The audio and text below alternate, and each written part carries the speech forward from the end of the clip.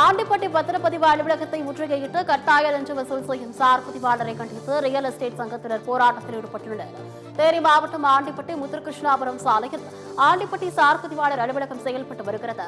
இங்கு முத்துச்செல்வன் என்பவர் சார் பதிவாளராக இருந்து வருகிறார். இவர் பத்திரப்பதிவு செய்வதில் கட்டாய லஞ்ச வசூல் செய்வதாக பரவலாக புகார் எழுந்தது. கடந்த சில மாதங்களாக பத்திரப்பதிவு செய்வதற்கு பட்டியல் போட்டு கட்டாய லஞ்ச வசூல் செய்வதாக ரியல் எஸ்டேட் உரிமையாளர்கள் சங்கத்தினர் முத்துச்செல்வன் மீது கடும் குற்றச்சாட்டுகளை முன்வைத்துள்ளனர்.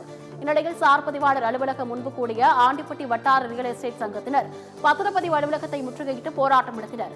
மேலும் கட்டாய லஞ்ச வசூல் செய்யும் சார் பதிவாளர் மீது தமிழக அரசு உரிய நடவடிக்கை எடுக்க வேண்டும் என ரியல் எஸ்டேட் தொழிலாளர் சங்கத்தினர் கோரிக்கை விடுத்துள்ளனர். இன்னைக்கு மக்களை குதவலையை நெரிச்சு பெரிய கொடுமையை உருவாக்கிக்கிட்டு இருக்கிற சூழ்நிலை இன்னைக்கு உருவாயிருச்சு. தமிழகத்தில் இருக்கிற ஒவ்வொரு அரசு அலுவலகமும் மக்களுக்கு சொந்தமானது. மக்களோட தயவில் தான் அரசு ஊழியர்கள் எல்லாமே சம்பளத்திலிருந்து எல்லாமே பயன்படுறாங்க. அதை மீறி இன்னைக்கு ஆண்டிப்பட்டி சப்ரிஜிஸ்தார் அலுவலகத்தில் தினந்தோறும் லட்சக்கணக்கில் லஞ்சம் வாங்குற சூழ்நிலை உருவாகி போச்சு. லட்சக்கணக்கில் லஞ்சம் கொடுக்க வேண்டிய இக்கட்டான சூழ்நிலையை உருவாக்கி விட்டுறாங்க.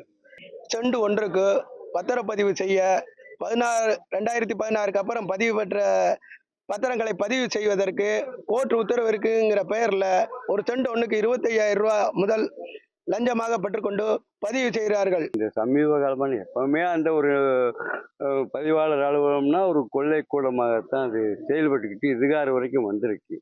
ஆனால் இன்னைக்கு வந்திருக்கக்கூடிய பதிவாளர் முழுக்க ஒரு பிக்சடு ரேட்டு.